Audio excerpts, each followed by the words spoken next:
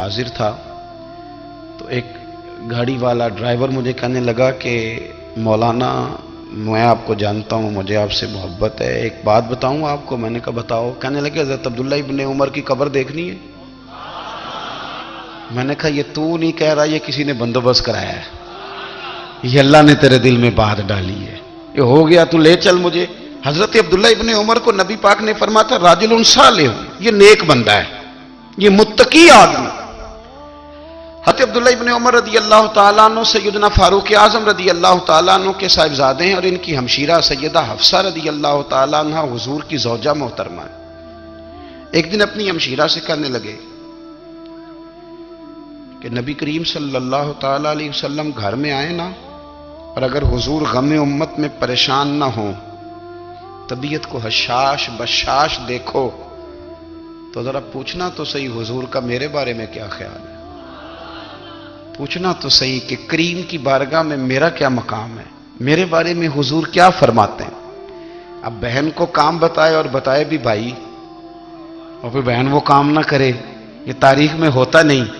हजरत उमर फारूक रदी अल्लाह तआला अन्हु की साहिबजादी उम्मुल मोमिनीन रदी अल्लाह तआला अन्हा फरमाती हैं कि मैं तो बस मुंतजिर थी। उन्होंने तो कहा था ना कि अगर तुम हशाश बशाश देखो तो बात करना, लेकिन हुजूर तशरीफ लाए, मेरी बारी थी, मेरे घर तशरीफ लाए, खाना पेश किया तो फौरन मैंने अर्ज की हुजूर एक बात पूछनी थी।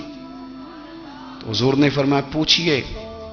मैंने अर्ज की हुजूर मेरे भाई अब्दुल्ला इब्न उमर के बारे में आपका क्या ख्याल है।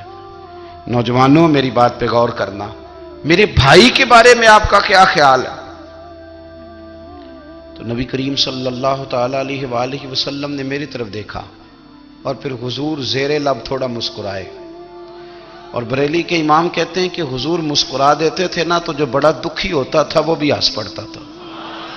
अब सवाल पैदा होता था कि फिर तो उस मुस्कुराहट के लिए इंतजार करना पड़ता होगा कई कई महीने कि हुजूर मुस्कुराएं तो रोने वाले हंसें। तो आला हज़रत फरमाते नहीं, इंतजार नहीं करना पड़ता, ये मुस्कुराते रहना तो हुजूर की आदत है। जिसकी तस्कीन से रोते हुए हंस पड़े, उस तबस्सुम की आदत पे लाखों सलाम।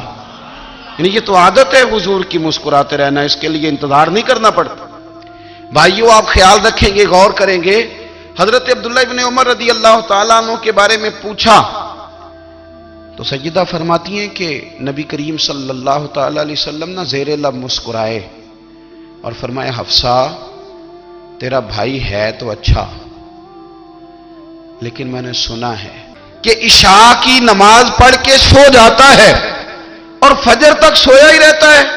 उसे चाहिए कि तहज्जुद के वक्त उठा करे, अल्लाह की बारगाह में हाजिर हुआ करे, आहुजारी करे, सजदे करे, इबादत करे। उठता है और फजर में जाके उठता है। हजरत जनाब हफ्सा रदी अल्लाह तआला अन्हा कहती है मैंने जनाब अब्दुल्ला इब्न उमर को पैगाम दिया और मैंने कहा मेरे जवान भाई सुन। नबी पाक ने फरमाया है तो अच्छा, पर तहज्जुद में नहीं उठता, नफल नहीं पढ़ता।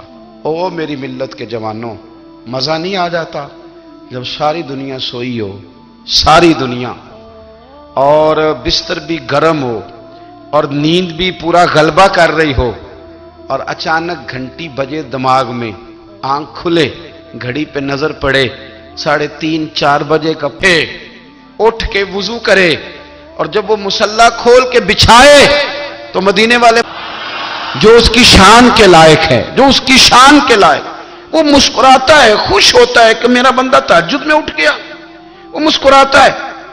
काश हमारी सुबहें कभी अपने मालिक के नाम हो जाएं। काश के सुबह हजरत अबुल हसन रहमतुल्लाह ताला अलैह हजरत माज इब्न जबल रदी अल्लाह ताला अन्हु के पास बैठा करते थे। फरमाते हैं उनसे जो प्यार बढ़ा तो फिर मेरा मुसल्ले से जाता हूँ काम ढूंढने। तो मेरी बीवी बड़ी फर्मा बरदार थी, पर उस दिन ना गुर्बत के हाथों तंग आके कहने से निकला, पर मैंने सुबह से लेके जोर तक काम ढूंढा, काम मिला कोई नहीं। फरमाते हैं कि मैंने ना फुरात के पानी से वुजू किया, नहर के, शदीद धूप थी, साथ रेत थी और रेत तप रही थी। मैंने अपना रुमाल वहीं मुसल्ला के तौर पर बिछा लिया और फरमाते हैं कि जोर से लेकर असर तक नमाज पढ़ी, धूप भी पूरे जोर पे, पर मेरे सजदे का ज़ौक़ भी पूरे जोर पे। فرماتے ہیں سورج بھی چمک رہا ہے اور رب کی عبادت کا ذوق بھی پورے زور پہ، میں سجدہ کروں تو پھر میرا اٹھانے کو جی نہ چاہے۔ میرے استاد لکھا کرتے اور میں نے آواز دی کہ بھلی مانس کہاں ہو؟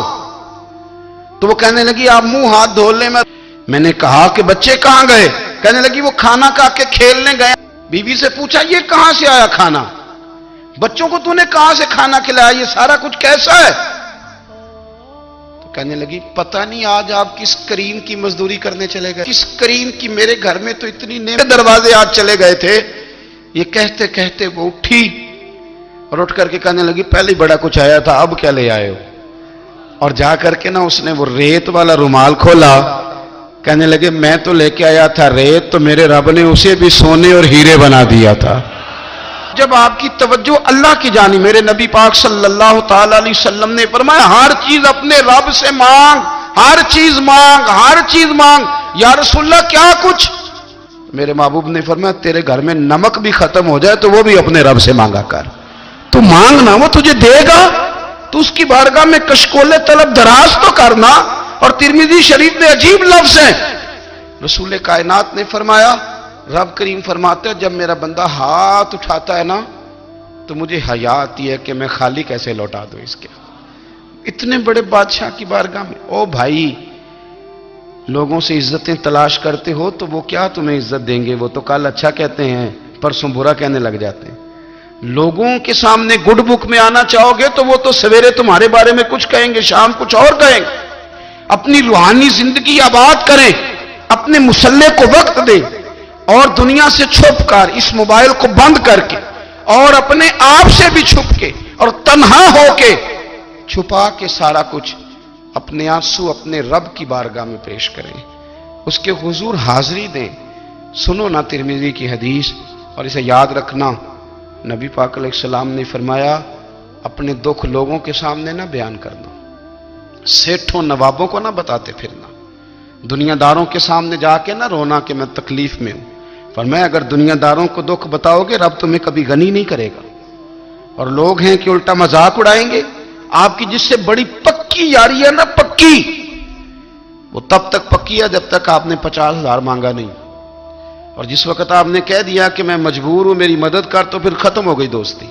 لوگوں کی تعلقات آپ کے ساتھ تب تک ہیں جب تک آپ ان سے کوئی ضرورت وابستہ نہیں کرتے۔ کریم محبوب فرمانے لگے بندوں کے سامنے دکھ نہ بیان کرنا، اللہ تجھے کبھی غنی نہیں کرے گا۔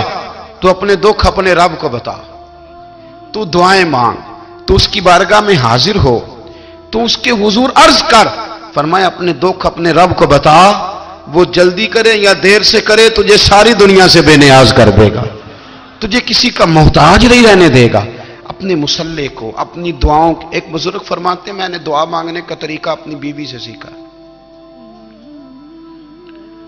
دعا مانگنے کا طریقہ اپنی، سیکھنے والے تو اپنے بچوں سے بھی سیکھ لیتے ہیں، سیکھنے والے تو ہر ایک سے سیکھتے ہیں۔ وہ کہتے ہیں میں نے دعا مانگنے کا سلیقہ اپنی بیوی سے سیکھا ہے۔ حضرت وہ کس طرح؟ فرمانے لگے میری بیوی نے نا مجھے کوئی کام بتایا، کچھ پیسوں کی ضرورت کے لیے کہا، تو میں نے اسے کہا کہ بھئی ابھی میرے پاس نہیں ہے، کچھ دنوں میں آتے ہیں تو میں دے دوں گا۔ عورتوں کی عادت ہوتی ہے وہ بار بار یاد کراتی ہیں، 2-4 دنوں کے بعد پھر اس نے کہا حضرت وہ میں نے کہا تھا کچھ پیسے، میں نے اسے کہا کہ ابھی میرے پاس نہیں ہے، کچھ دنوں میں ملتے ہیں تو میں تمہیں دے دوں گا۔ اس نے کچھ دنوں کے بعد پھر کہا حضور وہ میں نے کچھ پیسے کہے تھے۔ فرماتے میں نے ڈانٹ دیا، میں نے کہا کہ کیا تو روز مجھے شرمندہ کرتی ہے، کہا نا میرے پاس نہیں ہے، ہوں گے تو دے دوں گا، تو روز یاد کراتی ہے۔ فرماتے ہیں اس نے پہلے تو میری ڈانٹ کو سہا، پھر میرے سخت جملوں نے اس کی آنکھوں میں آنسو پیدا کر دیے، پھر اس نے اپنے آنچل میں اپنے اس دکھ کو سمیٹا، اور پھر اس نے ایک جملہ کہا تو میں رو پڑا، اور مجھے اپنے رب سے مانگنے کا طریقہ آ گیا۔ مجھے کہنے لگی حضرت جی آپ نے ڈانٹ دیا، میں نے سہ لیا، پر آپ ہی میرے شوہر ہیں، بتائیں نا آپ سے نہ کہوں تو میں کس سے جا کے کہوں۔ فرماتے ہیں میں رو پڑا، اور میں کھل کے رویا، اور میں تڑپ کے رویا، اور پھر میری سسکیاں بند گئیں۔ تو مجھے کہنے لگی آپ کو کیا ہوا؟ میں نے کہا مجھے بھی دعا مانگنی آ گئی ہے، جب میں اسے کہوں گا نا اللہ تو ہی میرا رب ہے، میں تجھ سے نہ کہوں تو میں کس سے جا کے کہوں۔ میں کیوں کسی بندے سے سوال کروں، میں کیوں کسی دنیا دار سے کہوں؟ میں تیرے بندوں کا، نیک بندوں کا وسیلہ لے کے، تیرے محبوب کی غلامی لے کے تیری بارگاہ میں آیا، تجھ سے نہ مانگوں تو کس سے مانگوں؟ سمجھ آ گئی ہے، جب میں اس رنگ میں مانگوں گا تو پھر رب میرے اوپر بڑا ہی فضل فرمائے گا، وہ میرے اوپر بڑی رحمت کرے گا، وہ میرے لیے آسانیاں کرے۔ عزیز دوستو، ہم اس طرح کرنے لگ گئے ہیں کہ ہم نے نا اپنے تعلقات پر اعتماد کرنا شروع کر دیا ہے۔ میرے تعلقات بہت ہیں، ہم نے اپنی دولت پر اعتماد کرنا شروع کر دیا ہے، میرے پاس دولت بہت ہے، ہم نے اپنے علم پر، اپنی شہرت پر اعتماد کرنا شروع کر دیا ہے کہ میرے پاس فلاں چیز بہت ہے۔ یاد رکھنا، جب بے نیاز اپنی صفت بے نیازی دکھاتا ہے تو بڑی بڑی دولتوں والے مجبور نظر آتے ہیں۔ بھائیو، جب انسان کا رشتہ اپنے مالک کے ساتھ ہوتا ہے پھر تو غم بھی کچھ نہیں کہتے، پریشانیاں بھی کچھ نہیں کہتی، پھر تو زندگی صبر والی، پھر تو زندگی توکل والی، پھر تو زندگی بھروسے والی، پھر انسان اپنے آپ کو رسوا نہیں کرتا، دنیا داروں سے امیدیں اس کی ختم ہو جاتی، امیدیں اللہ رسول سے لگا لیتا ہے، مضبوط ہو جاتا ہے، مضبوط، طاقتور ہو جاتا ہے، خوددار ہو جاتا ہے، باوقار باعزت ہو جاتا ہے۔ حضرت بہلول دانا رحمت اللہ علیہ بیٹھے تھے تو ہارون رشید حج کر کے آ رہا تھا، تو رستے میں حضرت شیخ سے ملاقات ہو گئی تو السلام علیکم کے بعد کہنے لگا، حضور کوئی حکم ہو تو بتائیے گا۔ تو حضرت بہلول دانا فرمانے لگے، تیرا رب کون ہے؟ اس نے کہا اللہ۔ تو فرمایا میرا کون ہے؟ کہا اللہ۔ فرمانے لگے تو بڑا ہی بیوقوف ہے، کیا تو یہ سمجھتا ہے کہ رب ہارون رشید کو تو دے گا اور بہلول دانا کو بھول جائے گا؟ تیرا بھی وہی رب ہے، میرا بھی وہی رب ہے، اس نے اگر تجھے دے کے آزمایا ہے تو ہو سکتا ہے مجھے نہ دے کے آزما رہا ہو، جب اس کی حکمت کے تقاضے ہوں گے تو عطا کرے گا اور دے گا، تو جا اپنا کام کر۔ بھائی، اپنی روحانی زندگی، اپنی عبادات، اپنے وظائف، اپنے روزمرہ کے معاملات، اپنی دعائیں، اپنا استغفار، دیکھو کوئی مشکل کام تو نہیں، 2 رکوع ہیں سورہ واقعہ کے، اگر رات کو پڑھ لی جائے تو۔ میں کس طرح یہ بات بیان کروں کہ تعویذ بانٹنا آسان ہے اور وظیفہ بتانا مشکل ہے؟